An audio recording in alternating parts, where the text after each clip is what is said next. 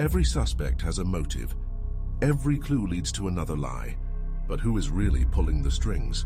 Some mysteries are meant to be solved. Others will kill you for trying. A Detective Miles Harrington mystery.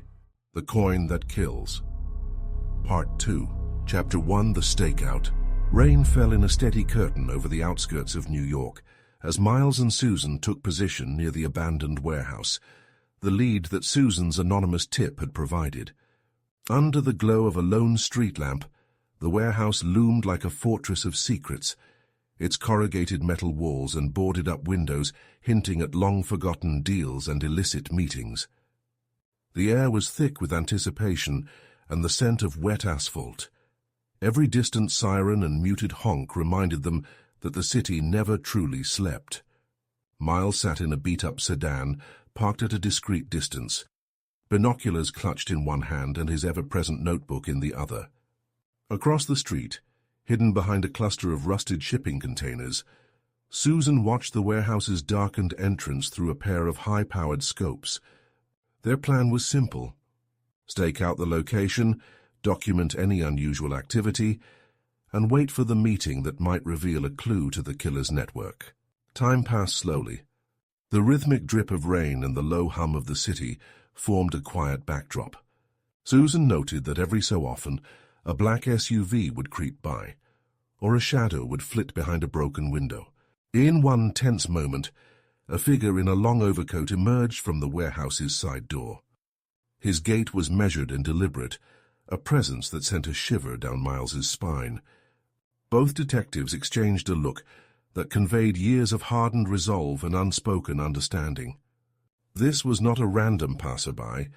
It was someone deeply enmeshed in the underworld they'd been investigating. Minutes turned into an hour.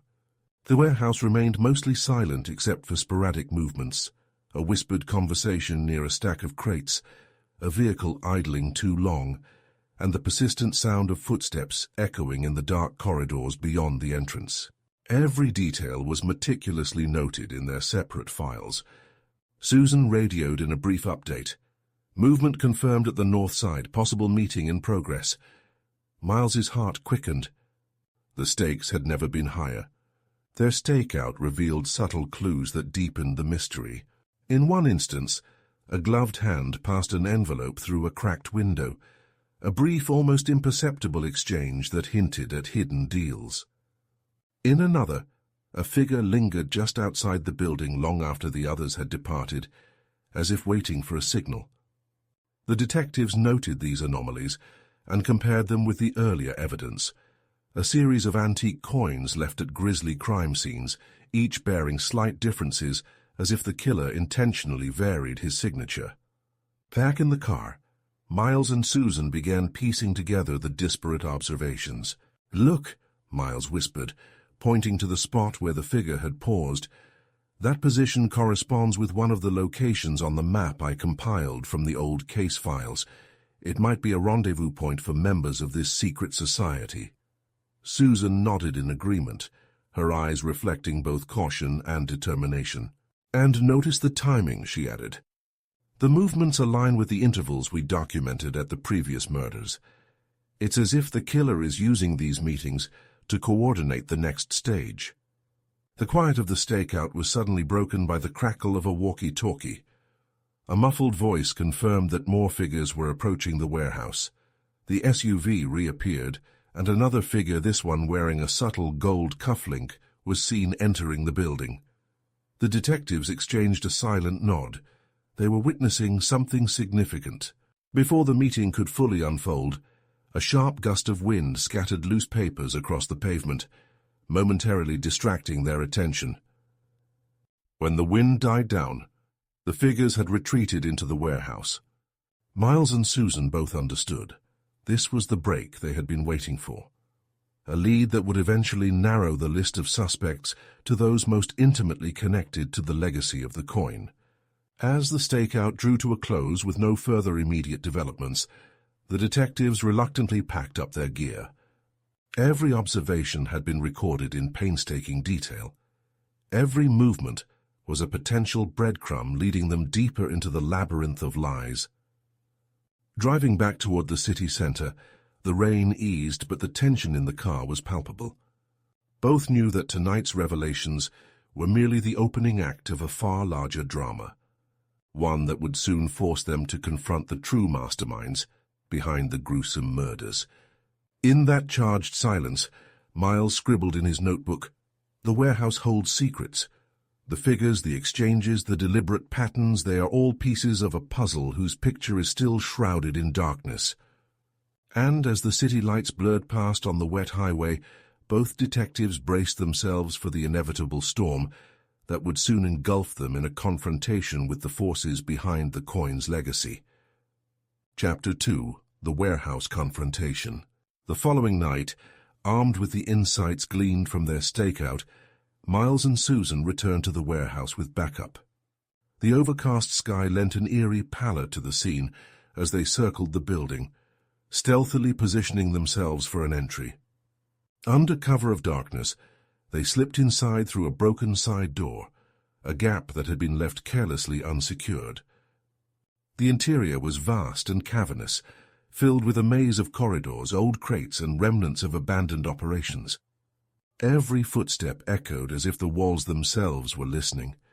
Moving cautiously, they advanced along a corridor where dim light filtered through dusty windows. The atmosphere was tense and expectant. They could hear hushed voices ahead, a group gathered around a makeshift table, poring over documents and what appeared to be an assortment of antique coins. Miles's pulse quickened as he recognized some of the coins, the subtle variations, the deliberate engravings. They were the unmistakable signature of the killer. But now here in this clandestine meeting, they seemed to be in the hands of those orchestrating a far more calculated plan. Peeking around a corner, Susan and Miles observed a heated discussion between three individuals. One was the ex-detective, a gaunt, intense figure whose eyes flickered with both regret and cold resolve. Another, distinguished by his refined attire and the presence of an unmistakable air of authority, was one of the city officials they'd been tracking.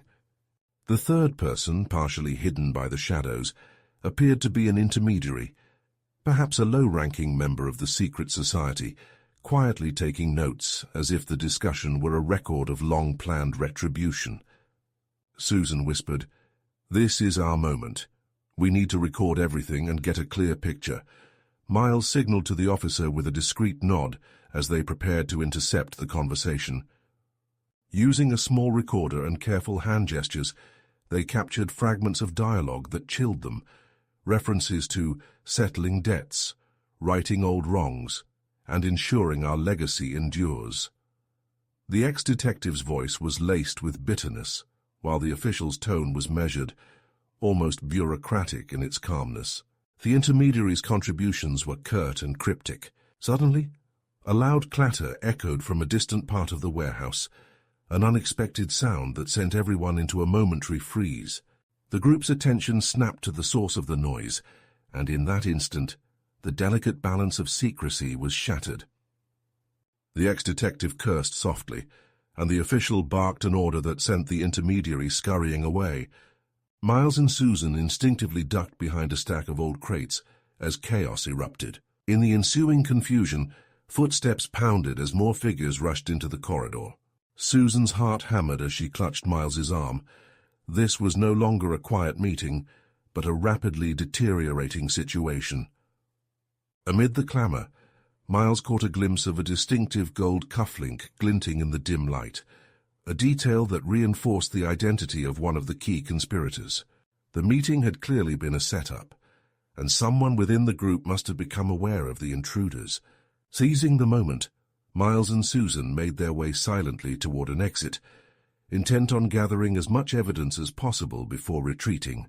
In the scramble, they managed to collect a few scattered documents, a ledger, some handwritten notes, and a partially smudged photograph showing the ex-detective and the official together at a previous clandestine meeting. Each piece of evidence was a critical fragment of the puzzle. Once outside in the cool rain-washed night, the detectives hurried to a nearby safe house where they could review their findings. The adrenaline of the confrontation still pulsed through their veins as they pored over the documents. The ledger, in particular, revealed transactions and dates that corresponded exactly with the murders, suggesting that the meeting was part of a larger, systematic operation. The notes mentioned the coin repeatedly, linking it to an ancient vendetta, and the need for retribution, a message that transcended personal grudges and hinted at institutional corruption. In the aftermath of the warehouse confrontation, Miles's mind churned with questions. Who was truly orchestrating these meetings? Was the ex-detective acting alone in his personal crusade, or was he a reluctant pawn in a broader conspiracy?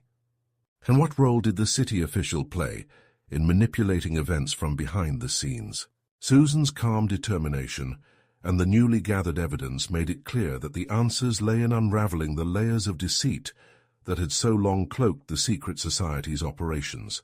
As dawn crept over the horizon, Miles scribbled in his notebook, "Tonight the walls spoke loud, fragmented whispers of power, betrayal, and unresolved debts. The ledger holds the key." The warehouse had revealed its secrets, but the true mastermind still lurked in the shadows, waiting for the next move. With resolve hardening like the concrete beneath his feet, Miles vowed to follow every lead into the heart of this conspiracy, even if it meant challenging the very forces that held New York's underworld in their iron grip. Chapter 3. Unmasking Shadows. In the aftermath of the warehouse confrontation, the evidence gathered had sparked a new phase of relentless pursuit.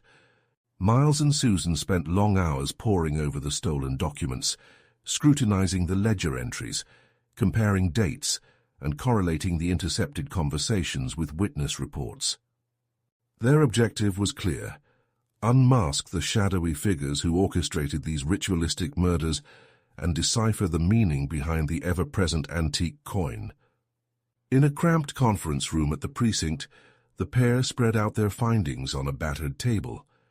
The ledger, its pages yellowed with age yet marked with recent entries, was the centerpiece. It detailed clandestine financial transfers, coded in a mixture of modern numerals and archaic symbols, a language of power that only those within the secret society could understand. As Susan traced the flow of money, she noted that several transactions aligned precisely with the timing of the murders.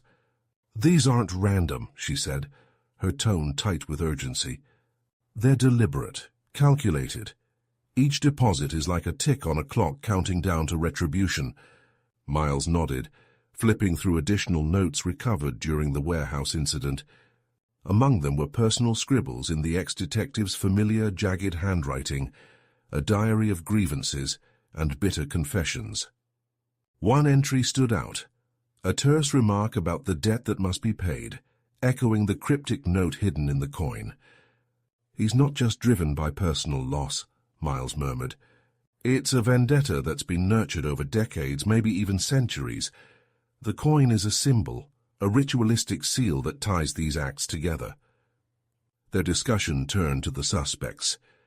The ex-detective, whose presence at both murder scenes had been documented, was emerging as a prime candidate for harboring such an obsessive need for retribution. But as Susan cross-referenced his journal entries with the ledger, another figure loomed large: the city official. The memos and clandestine communications suggested that he had not only orchestrated covert meetings, but had also funneled vast sums of money into operations that coincided with each killing. "He's playing a long game," Susan observed. "Every transaction, every meeting, is part of a larger scheme. The official's influence reaches far beyond politics. It's embedded in the very fabric of this conspiracy." As the evidence mounted, Miles arranged a meeting with a trusted source from the city's financial sector, a mid-level accountant who had recently come under investigation for irregularities. In a nondescript diner far from prying eyes, the accountant revealed that several of the ledger's entries were flagged for their unusual nature. "I've seen transfers like these before," the man confessed in a low voice, "but they were always hidden behind layers of shell companies and coded references. It's as if the money is being moved to mask something far more sinister than just political bribery." His words confirmed what Miles had long suspected. The official was not just a bystander, but an active player in this dark underworld. Later that evening, Miles and Susan visited an archival library to dig deeper into the secret society's historical roots. Hidden in dusty volumes were records of a fraternal organization from the late 1800s that prided itself on settling old debts through symbolic gestures and, occasionally, violent retribution. The society's insignia, nearly identical to the engraving on the antique coin, appeared repeatedly in documents that detailed rivalries, betrayals, and unresolved scores among powerful families and influential figures. "This coin is a relic of that time," Susan whispered, tracing her finger along a faded illustration. "It's not merely a calling card, it's a legacy, and someone today is trying to revive that legacy for their own gain." With every new discovery, the lines between personal vendetta and orchestrated conspiracy began to blur. The ex-detective's raw anger and the officials' calculated maneuvering each had elements that matched the secret society's ancient rituals. Yet as Miles reviewed the evidence, a nagging thought persisted. While both narratives were compelling, only one could be the true driving force behind the murders. Determined to bring clarity to the darkness, Miles organized a series of discreet interviews with former associates of the ex-detective and trusted insiders from the officials' inner circle. Each conversation yielded fragments, a name here, a date there, that painted an increasingly complex picture. Some claimed that the ex-detective had been manipulated, used as a scapegoat for a larger plan. Others hinted that the official had lost control over certain elements of his network, with rogue operatives acting on their own impulses. By the time the night wore into early morning, Miles and Susan were left with more questions than answers, but the shadows were beginning to lift. The ledger, the diary entries, the historical records, and the insider testimonies were converging on two main narratives. The evidence was splintering, narrowing the field of suspects to the ex-detective and the city official, whose roles in this elaborate drama were now inextricably linked to the legacy of the coin. As they left the library in the pre-dawn light, Miles scribbled one final note in his battered journal. Truth hides in plain sight, between the bitter cries of a man scorned and the cold calculations of power. With that, he resolved that their next steps would force these two narratives into direct conflict, unmasking the mastermind behind the relentless murders. Chapter 4. The Underworld Convergence. The early morning light of Part 2 brought no relief, only a steely determination, as Miles and Susan prepared to dive even deeper into New York's dark underbelly. The warehouse confrontation, the ledger entries, and their mounting evidence had all pointed to a vast network, one that reached far beyond the visible players. Now it was time to converge on the underworld itself, to unravel the intricate alliances that powered the legacy of the coin. At a discreet meeting spot in an old converted warehouse on the Lower East Side, a haunt frequented by seasoned informants, Miles and Susan arranged to meet Viper, a notorious fixer whose contacts spanned both legitimate and illicit realms. The interior of the building was a tapestry of peeling brick and dim industrial lighting, the air thick with cigarette smoke and whispered secrets. Viper, a wiry man with sharp eyes and a calm demeanor, emerged from a shadowed corner. He greeted them with a nod, his expression guarded but curious. "Word travels fast in these parts," Viper said in a low tone as they settled around a battered metal table. "I've been hearing whispers about these coin-related hits. People say it's not just a message, it's a signature from someone who's been planning this for a long time." His voice, though rough, carried an unmistakable air of authority. Susan leaned forward. "We're trying to connect the dots between the ex-detective's personal vendetta and the official's orchestrated maneuvers. I need to know if anyone in your circles has seen movements or heard discussions about a secret society or old debts being repaid."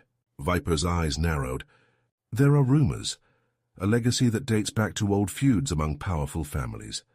I've seen a few names tossed around in hushed conversations, There's talk of clandestine meetings where members of certain circles settle scores with ritualistic precision. They use symbols, relics, coins like the one you're investigating. He paused, taking a drag from a cigarette. I've even heard that some of these actions aren't random hits at all. They're calculated, part of a long game of retribution. I can't say who's pulling the strings, but I've seen men of influence move in the shadows. Miles tapped his fingers on the table, absorbing every word. Can you give us any specifics, names, dates, locations? He asked. Viper exchanged a quick glance with Susan before replying. I'm not one to blow smoke, but I'll be honest. The ex-detective has been in contact with a few old associates from his days on the force. They're a rough bunch, with grudges that go back years. And on the flip side, there are whispers that a high-ranking city official has been quietly funneling money to these groups. Look for meetings in places that were once hubs of power in the old city dilapidated theaters, abandoned clubs, even forgotten warehouses in industrial zones. That's where the convergence happens. Susan's eyes flashed with intensity. That aligns with what we've been mapping out. Our ledger points to transfers coinciding with meetings at several of these locations, and the ex-detective's journal mentions rendezvous at sites that match the descriptions you just gave. Viper leaned back, his gaze drifting over the faces of his listeners. There's another element. I've heard rumors about a new player affixer, much like me, who's been trying to consolidate the Underworld factions. This person is elusive, operating through intermediaries. They're said to have connections with both the old guard and the political elite. Some even believe they're behind the recent coin incidents, using it as a way to signal the start of something bigger, a reorganization of old debts and new loyalties. Miles frowned, the implication heavy in his mind. So you're saying that while the ex-detective and the official are prime suspects on opposite ends, there might be a shadow fixer manipulating both sides? That's what the whispers suggest, Viper replied quietly. In my line of work, I've learned that power isn't held by one man. It's the product of alliances, shifting like sand beneath your feet. If someone's using a symbol as potent as that antique coin, they're trying to send a message to everyone. And messages in our world often mean blood. The conversation deepened as Viper recounted more details, vague references to meetings at derelict landmarks, coded phone calls, and hushed exchanges overheard in smoky back rooms. He emphasized that the underworld was no longer as fragmented as it once was. Alliances were solidifying under the pressure of old scores and new opportunities. They're converging, whether willingly or by force, Viper intoned. And once that convergence is complete, the fallout will be explosive. As the meeting drew to a close, Miles and Susan pressed for one final piece of information, a possible lead on the elusive fixer. Viper hesitated before mentioning a name, a moniker whispered among insiders, the Alchemist.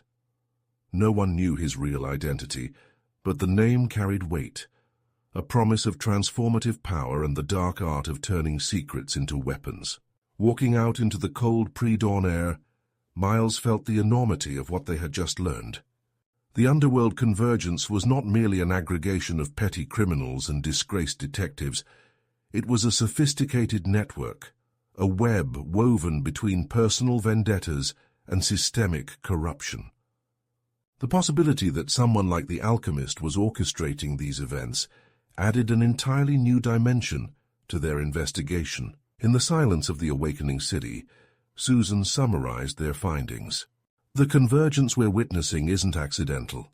It's a deliberate coming together of old scores and new power plays. Our next steps have to peel back these layers. We need to follow up on every meeting spot Viper mentioned and track down those intermediaries. The answers we seek are hidden in the spaces between these alliances. Miles nodded, the weight of the Underworld's dark legacy settling in. We're closing in, Susan, he murmured, determination clear in his voice. But every revelation draws us deeper into danger. We need to be ready for whatever or whoever comes next. As the first rays of dawn broke over the city, casting long shadows on the pavement, Miles and Susan knew that their journey through New York's labyrinth of secrets was far from over. The Underworld Convergence had laid bare a network of power, betrayal, and revenge, and with it, the promise of the final pieces of the puzzle. The stage was set for the next chapter, a confrontation that would force every shadow into the light. Chapter 5, The Web Tightens. As the investigation advanced, every thread that Miles and Susan pulled seemed to reveal a larger, more intricate web. In the quiet aftermath of their meeting with Viper, they returned to their safe house with new questions and more evidence that pointed toward a conspiracy woven through New York's darkest corridors. Late that afternoon, while rain drizzled outside and muted city sounds filtered through thin walls, Miles sat before a sprawling corkboard in the safe house's cramped living room. The board was a collage of photographs, handwritten notes and maps with red strings connecting disparate pieces of evidence, ledger entries with cryptic annotations, blurry surveillance stills, and scribbled references to the alchemist that Viper had mentioned. The board pulsed with tension as each connection became more deliberate, pointing to a network that operated across both the criminal underworld and the corridors of power. Susan joined him with a cup of lukewarm coffee and a stack of fresh documents. "I've been cross-referencing the financial transfers from Enzo Moretti's accounts with the dates of clandestine meetings reported by our informants," she explained, placing a folder next to Miles. "There's a pattern emerging, a regular cadence that mirrors the intervals between the murders." She flipped through the documents, highlighting a series of transactions that coincided with key meetings at abandoned theaters, derelict clubs, and warehouses once used by the secret society.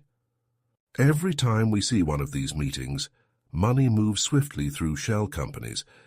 It's as if the official is funding something or someone on a very strict schedule."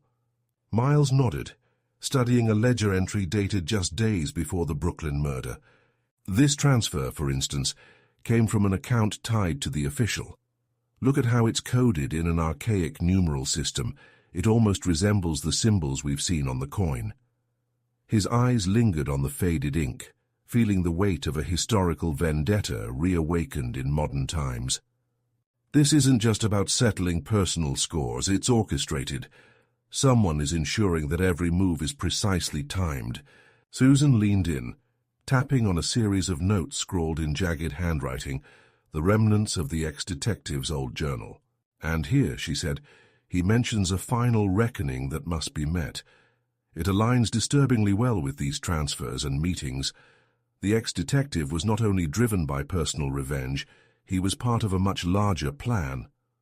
Her voice carried both urgency and apprehension. "The ledger and his entries suggest that he might have been manipulated or even co-opted by someone with deeper ambitions. That someone might be the alchemist, the elusive fixer Viper mentioned." As the hours passed, the safe house transformed into a war room. Susan and Miles began mapping out the locations of all reported meetings, aligning them with the ledger's transactions. A pattern emerged, a pulsating network stretching from old industrial districts to the polished boardrooms of city officials. The physical locations, long abandoned by time yet rich with history, seemed to form a skeletal structure upon which the modern conspiracy was built. Each meeting spot was connected by whispers of the past, an echo of ancient feuds, secret societies, and the long arm of retribution. "We're starting to see that these aren't isolated incidents," Miles said, his voice low and resolute. "The timing of every financial transfer, every coded memo, aligns with the dates of these gatherings, and the ex-detective's personal vendetta might have been the catalyst, but it's clear that higher powers were mobilizing behind the scenes." He paused, glancing at a faded photograph pinned to the board, a grainy image of the ex-detective, eyes full of bitter determination. "If the alchemist is orchestrating this, he's pulling strings from the shadows, manipulating both the fallen and the powerful." Susan's eyes flickered as she scanned another piece of evidence, a police report from an unsolved case decades ago that mentioned a similar coin and ritualistic signatures. This report, she noted, suggests that this is a legacy that spans generations. The society behind these actions isn't new. It's been lurking in the background of New York's underworld for a long time. And now it seems they're reasserting their influence. She pointed to a series of dates on the ledger that echoed historical anniversaries days that resonated with the lore of old vendettas and long-forgotten grudges. Outside, the rain eased to a steady drizzle, as if the city itself was holding its breath. Miles reached for his notebook and scribbled a final thought. Every thread we pull tightens the web. The officials' discreet memos, the ex-detectives' journal entries, and the coded transactions all converge on one inescapable truth. The legacy behind the coin is being revived, and it's done with calculated precision. Their eyes met, each reflecting the same steely determination. They knew that uncovering the identity of the alchemist and exposing the full extent of the conspiracy would require them to infiltrate the next meeting on that map.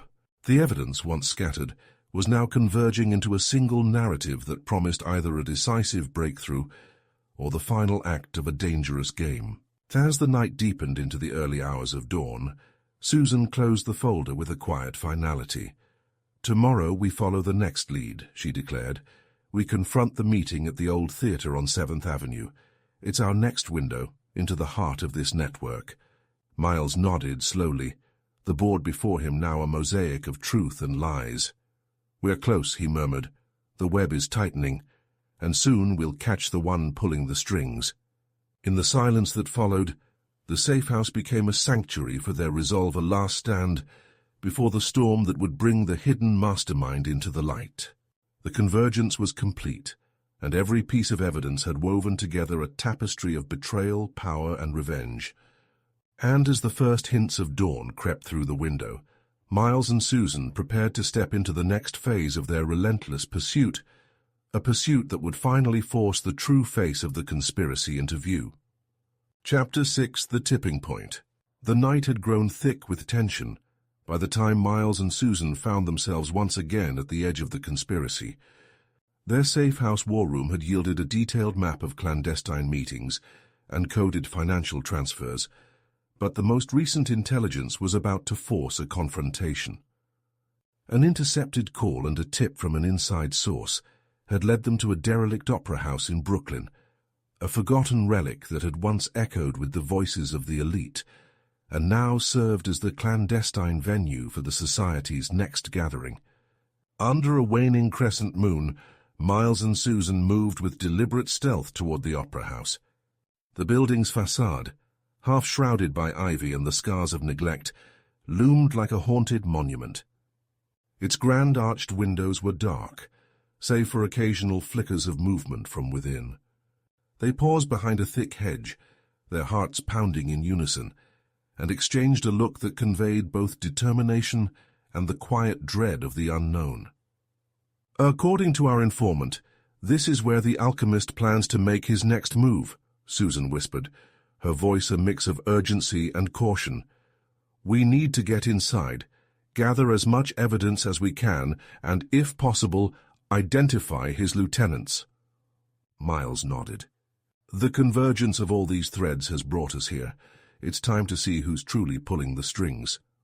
With practiced efficiency, they found an unlocked side door that led into a narrow corridor behind the main auditorium. Every step on the creaking wooden floor was a reminder that their every movement could be observed by eyes hidden in the shadows. Inside, the air was cool and stale, heavy with the scent of dust and decay. Faint strains of an old symphony drifted through the corridors, a ghostly remnant of a long-ago performance. Miles and Susan split up momentarily, each taking a different path toward the main hall where the meeting was said to occur. They agreed to maintain radio contact, their whispers barely audible over the crackle of static on their channels. As Susan edged along a side corridor, she discovered a small room lined with vintage chairs and a long, scarred table. On the table lay a series of documents, a ledger similar to those they had seen before, filled with coded entries and handwritten notes. Her gloved fingers traced a passage in the ledger that detailed a series of debts to be paid on a specific date. The signature at the bottom was the same archaic script that had haunted the antique coin. Realization hit her like a tidal wave. The meeting wasn't just about a random act of violence. It was a carefully orchestrated ritual designed to settle old scores, a moment when the entire network would lay bare its power structure. Meanwhile, Miles crept into the main hall. The grand space, though in ruins, retained echoes of former splendor. A vast stage, ornate balconies, and rows of dusty seats. Several figures gathered at the front of the hall, their faces obscured by hoods and the dim lighting. They spoke in measured tones, discussing details that were meant for the ears of those already in the know. Overlapping fragments of conversation drifted toward Miles' phrases like "final reckoning," "legacy of betrayal," and "the coin shall bind us." His pulse quickened. He managed to snap a few low-resolution photos with a concealed camera, each image capturing a fleeting glimpse of key players. A gaunt, bitter-faced man who bore the unmistakable mannerisms of the ex-detective, and another figure whose impeccable attire and cold gaze marked him as the city official's clandestine envoy. Back in the ledger room, Susan's covert recording device had already captured the murmured directives of one of the conspirators. "When the final coin is placed, our debt is sealed," the voice intoned, cold and resolute. She quickly transmitted the file to Miles, who listened intently through his earpiece. The information was damning solid proof that the meeting was the nerve center of the operation, the moment when the network would declare its intent to reshape the city's underworld by settling ancient debts in blood and coin. The Opera House meeting reached its apex when the alchemist finally appeared, a tall, enigmatic figure draped in a long, dark coat. His presence was magnetic, and his voice, when he spoke, resonated with authority. "Tonight," he declared, "we lay to rest the scores of the past. Every wrong shall be righted and every debt repaid." His words sent a chill through the gathered assembly. For a brief moment, the conspirators' eyes gleamed with fervor, as if united by a common malignant purpose. Miles's grip on his camera tightened. Susan's steady whisper over the radio confirmed the significance of the moment. They had found the heartbeat of the conspiracy, the tipping point from which the entire network would either shatter or solidify its grip on power. Before they could retreat and report their findings, an unexpected sound, a creak, a shifting of bodies alerted them to the possibility of discovery. Miles signaled Susan to hold position. The tension was palpable as they realized the meeting might have been compromised by their presence. With hearts racing and minds alert, they prepared to slip back into the shadows, knowing that what they had witnessed would be the decisive evidence needed to expose the dark legacy behind the coin. In that charged moment, the Opera House became more than an abandoned building. It was the crucible where old grievances met modern ambition, and as Miles and Susan melted back into the night, they understood that the tipping point had been reached. The web was tightening, and soon the full force of the conspiracy would be laid bare for all of New York to see. Chapter 7. Crossroads of Consequence. In the hours following the Opera House meeting, the fallout began to ripple through New York's shadowed underbelly. Miles and Susan, hearts still pounding from the night's revelations, reconvened in a secure back room of their safe house. The recordings and photos captured at the opera had confirmed that the alchemist and his network were not merely isolated figures, but the masterminds orchestrating the legacy of the coin. Now the path ahead had reached a critical juncture, one where the web of conspiracies and alliances would force them to choose their next move carefully. Susan spread out the new evidence across the table, a series of blurry images of hooded figures, detailed audio clips of coded directives, and stills from the clandestine meeting. "Look at this," she said, pointing to a photograph of the ex-detective's gaunt face illuminated by a single stark light. "He's more than a bitter relic from the past. He's actively involved.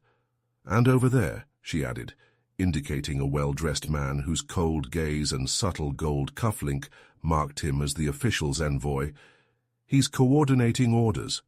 They're playing a long game. Miles listened intently, his eyes scanning each document and photo. The alchemist's appearance, it wasn't just symbolic, he mused. It was a declaration. He's unifying factions that were once splintered. Now the underworld is moving as one and the stakes are escalating. His mind raced through the implications. If the network solidified its grip, the next act might not just be a symbolic retribution, but a full-scale incursion into the city's legitimate institutions. The duo's conversation soon turned to strategy. With the meeting having been disrupted by their covert presence, the conspirators would likely tighten security. Their safe house became a flurry of whispered planning. "We need to leverage what we've gathered," Susan asserted. "Our recordings prove that the network exists. But to break their momentum, we have to expose a direct link, someone at the top, or a crucial intermediary. It might be our only chance to force a reaction before they strike again." Miles nodded. "I agree. The ledger entries, the financial trails, they all point to a meeting scheduled at one of the old theaters on 7th Avenue. If we can infiltrate that event, we might catch someone in a decisive moment. But we have to be cautious. The network is smart, and after tonight they'll be expecting a breach." His tone was measured yet laced with urgency. Every new detail heightened the danger, yet also sharpened their resolve. They decided to split their tasks for the coming day. Susan would follow up with Viper and other informants to gather fresh intelligence on the upcoming 7th Avenue meeting, any hint of timing, location shifts, or new code names that might have surfaced. Meanwhile, Miles was tasked with re-examining the audio clips from the Opera House. He isolated a segment where a conspirator mentioned the final token and the reckoning before the dawn. The phrase resonated with an ominous finality. Miles suspected that this final token might be the trigger for a planned, decisive actor move that could unleash chaos if left unchecked. As dawn crept over the city, painting the horizon in hues of grey and gold, Miles stepped out onto the rain-washed streets. His thoughts were heavy with the realization that the network's next move would mark a turning point. The conspiracies he'd uncovered were no longer confined to whispered secrets in abandoned buildings. They were poised to burst into the open. Every coded message, every ledger entry was a countdown to something monumental, a confrontation that could redefine the power balance of New York's underworld. Later that morning, Susan met with one of her trusted contacts at a secluded cafe in the financial district. Over cups of bitter espresso, the contact confirmed that the 7th Avenue meeting was not only scheduled as planned, but that the stakes had been raised. "I've heard rumors," the contact confided in a low voice, "that this next meeting will decide who controls the flow of illicit money in the city. If the network gains full control, it could silence dissent and manipulate public contracts without anyone noticing." Susan's eyes narrowed. The implications were staggering. This wasn't just about settling old debts. It was about commandeering the entire machinery of corruption. That afternoon, as Susan relayed the intelligence back to Miles via a secure line, he felt a growing urgency. The network was on the move, and the convergence of personal vendetta and systemic corruption was reaching a crescendo. "We're at a crossroads, Susan," Miles said, his voice resolute. "Either we intercept this meeting and expose their plans, or we risk letting the entire system strengthen its hold on the city." With the stakes higher than ever, both detectives knew that their next step would be a gamble one that could either shatter the web of lies or plunge them into deeper peril. As the day wore on, they prepared meticulously, reviewing every detail, double-checking every timeline, and rehearsing their plan for infiltration. When night finally descended once again over New York, casting long shadows over its familiar streets, Miles and Susan were ready to confront the dark heart of the conspiracy. The web had tightened around them, and at the crossroads of consequence they steeled themselves for what would be the next critical phase, a showdown that promised to expose the final link in the network and ultimately the true mastermind behind the legacy of the coin. Chapter 8. The Final Gambit. Night had settled over New York like a thick, impenetrable fog as Miles and Susan prepared for the 7th Avenue meeting, the final battleground where the conspiracies they had meticulously unraveled would be laid bare. The intel from their trusted sources painted a grim picture. This meeting wasn't just a financial power play. It was the moment when the network would make a decisive move to consolidate control over the city's illicit money flow, potentially triggering chaos that would ripple through every level of power. Before the meeting, Miles and Susan gathered at a nondescript safe house near the financial district. Their temporary refuge was a converted loft with exposed brick walls and a single well-worn table, covered in maps, ledger printouts, and discreetly recorded audio clips from previous encounters. The atmosphere was charged with urgency, every piece of evidence a ticking clock counting down to the fateful event. Susan spread out a detailed diagram of the 7th Avenue venue, a refurbished theater known for its ornate yet fading grandeur, highlighting the possible entry points, vantage spots, and exit routes. "We have to assume that the conspirators know we're onto them," Susan murmured as she traced her finger over the diagram. "They'll expect an infiltration attempt. Our approach must be subtle, almost invisible." Miles nodded, adjusting his earpiece and double-checking the concealed camera strapped to his chest. The stakes were immense. Exposing a high-ranking city official's clandestine network and the bitter ambitions of the ex-detective would not only unmask the true mastermind, but could also dismantle decades of carefully constructed corruption. Under the cloak of darkness, the duo made their way toward the theater. The building's facade, illuminated by intermittent streetlights, betrayed nothing of the sinister meeting planned inside. At a side entrance, partially hidden by an overgrown ivy trellis, they found a door slightly ajar, a likely oversight in the chaos of preparing for a secret gathering. With synchronized precision, they slipped inside, merging with the throng of attendees as if they belonged. Inside, the theater's once glorious interiors were now a stage for clandestine power brokers. The main hall had been transformed into a meeting space, with long creaking rows of seats, now serving as makeshift offices for shadowy figures. At the front, a raised dais commanded attention. Behind it, figures in tailored suits and dark hooded attire sat in a semicircle, their faces partially obscured by the low, ambient lighting. The air was thick with the murmurs of covert conversation and the clink of glasses, as if the conspirators were toasting to a plan long in the making. Miles and Susan split up to cover more ground each, moving through the periphery with caution.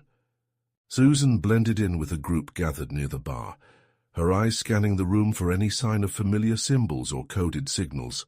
Meanwhile, Miles positioned himself at the back of the hall, his gaze fixed on the dais, where the meeting was about to reach its apex. His pulse raced as he recalled the intercepted message about the final token, a phrase that hinted at a decisive act that could either tip the scales or bring everything crashing down.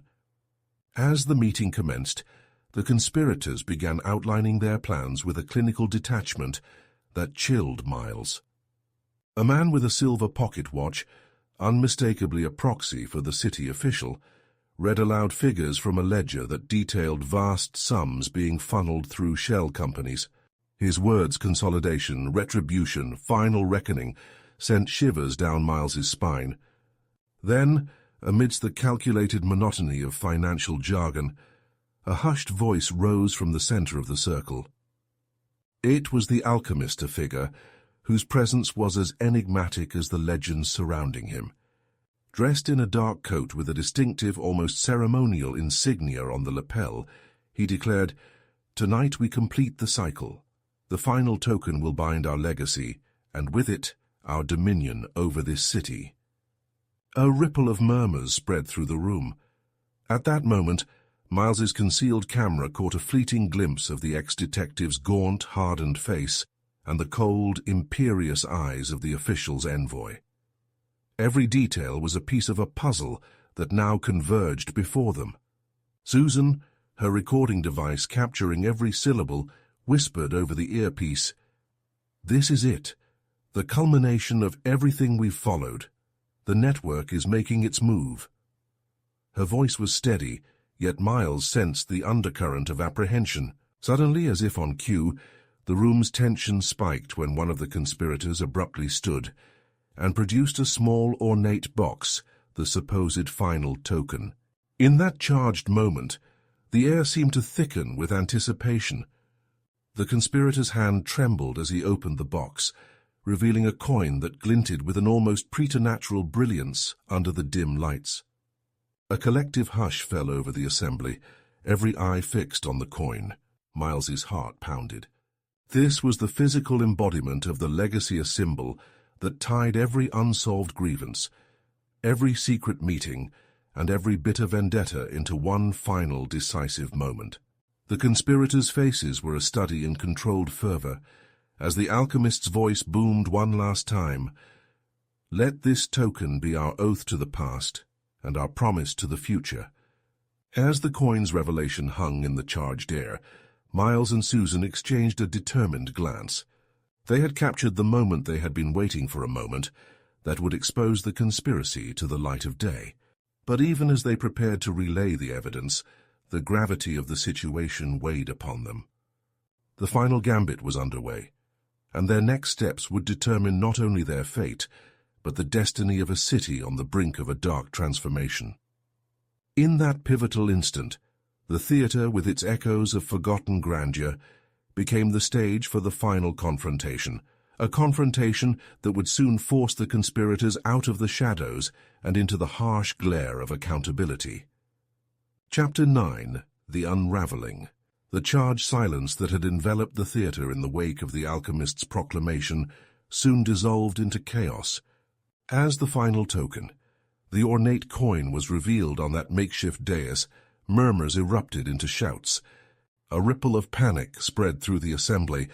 Some conspirators clutched their documents in disbelief, while others exchanged furtive glances, clearly aware that the moment was slipping away from their control. Miles, hidden among the shadows at the back of the hall, felt his pulse race as he recorded every detail on his concealed camera.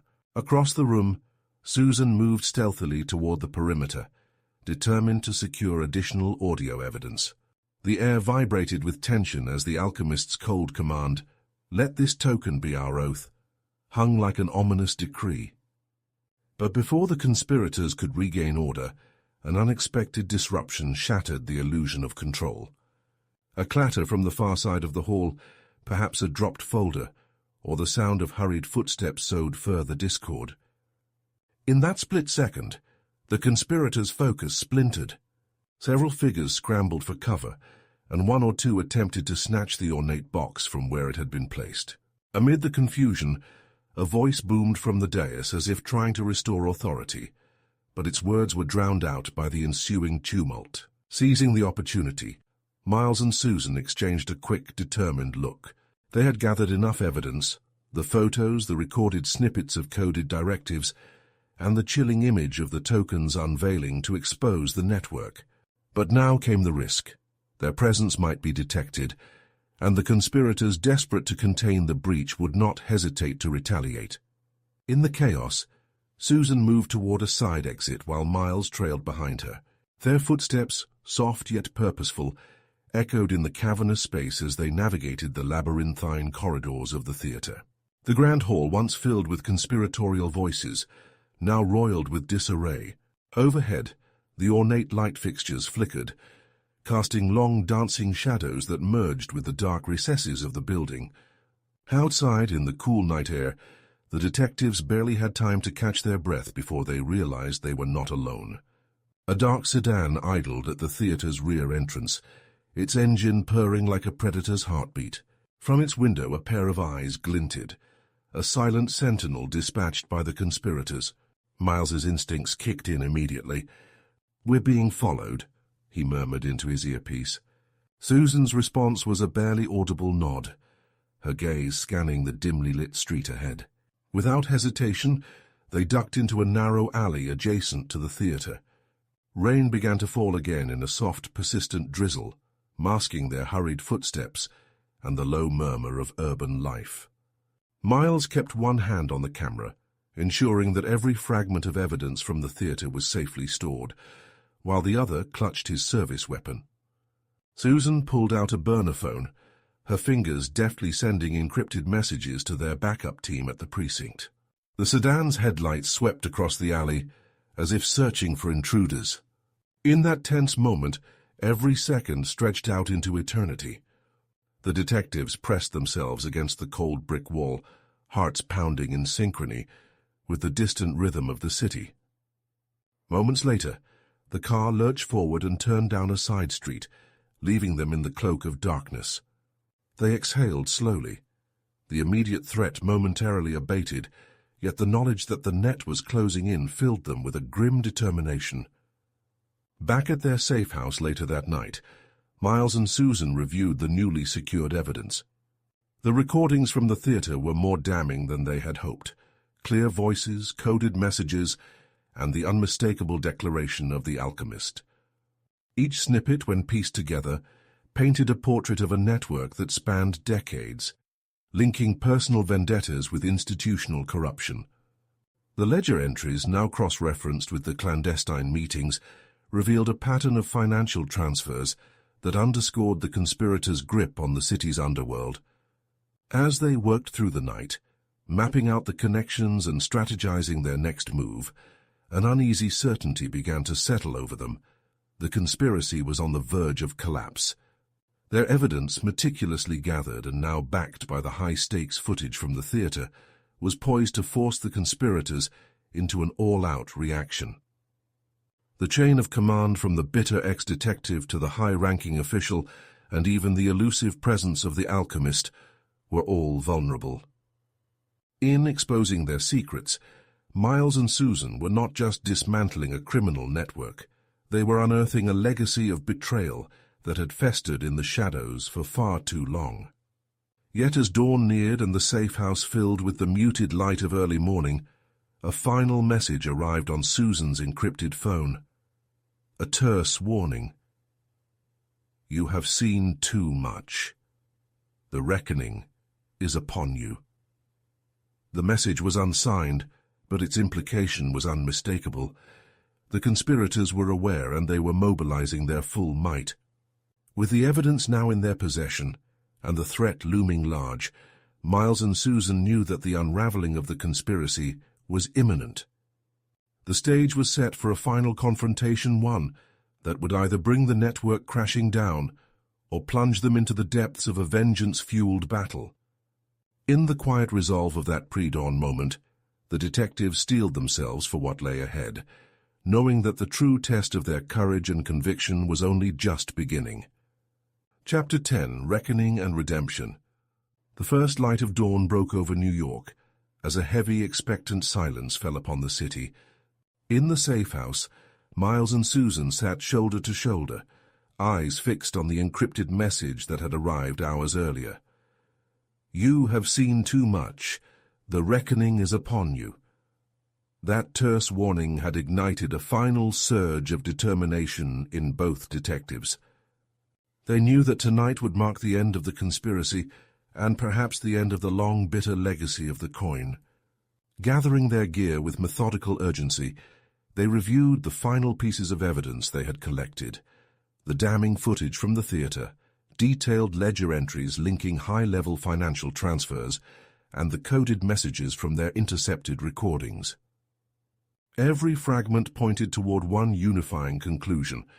The alchemist, the elusive fixer, had orchestrated the network that spanned from the embittered ex-detective to the corrupt city official.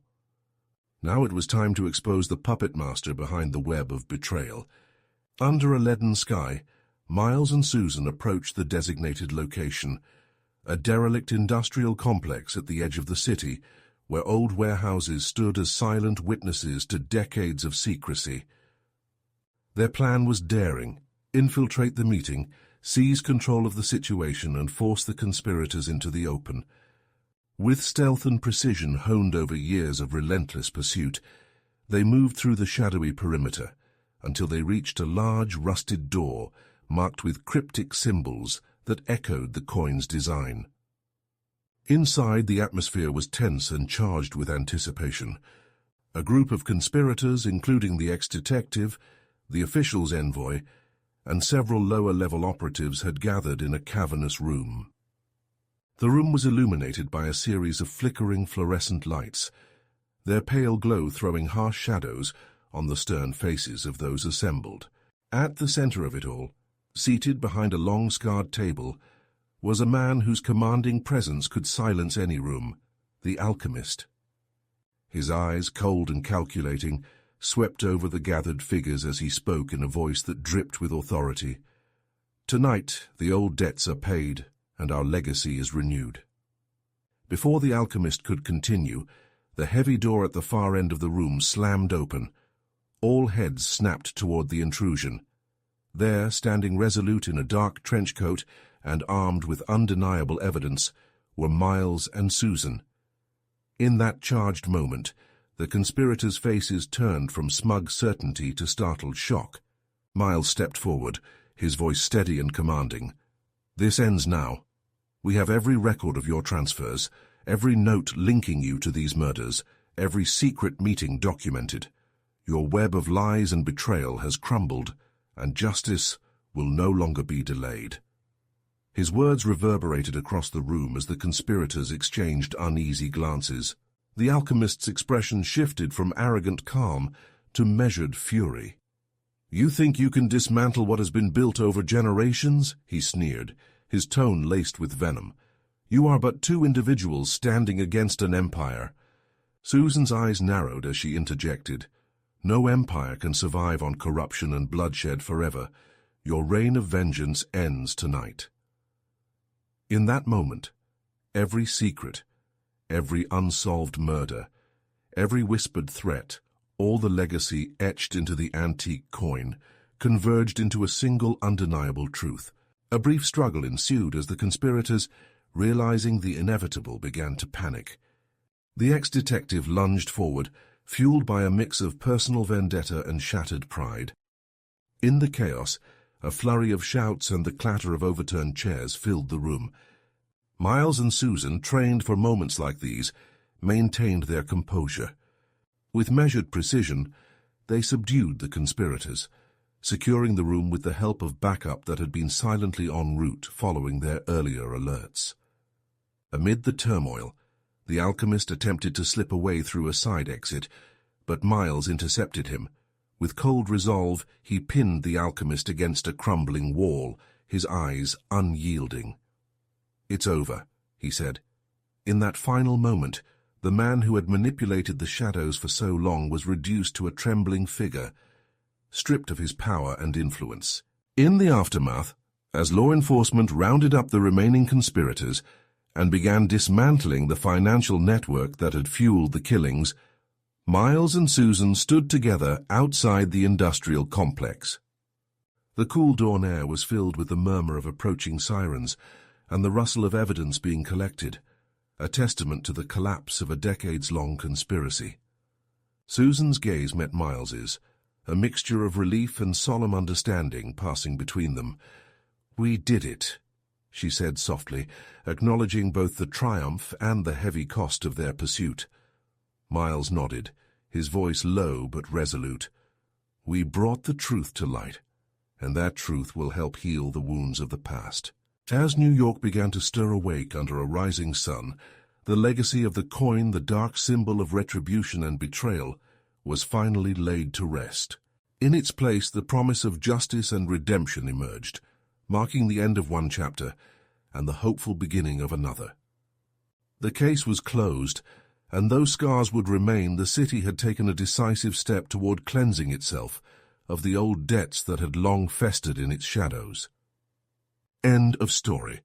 Like and subscribe to support our channel and listen to more Miles Harrington stories.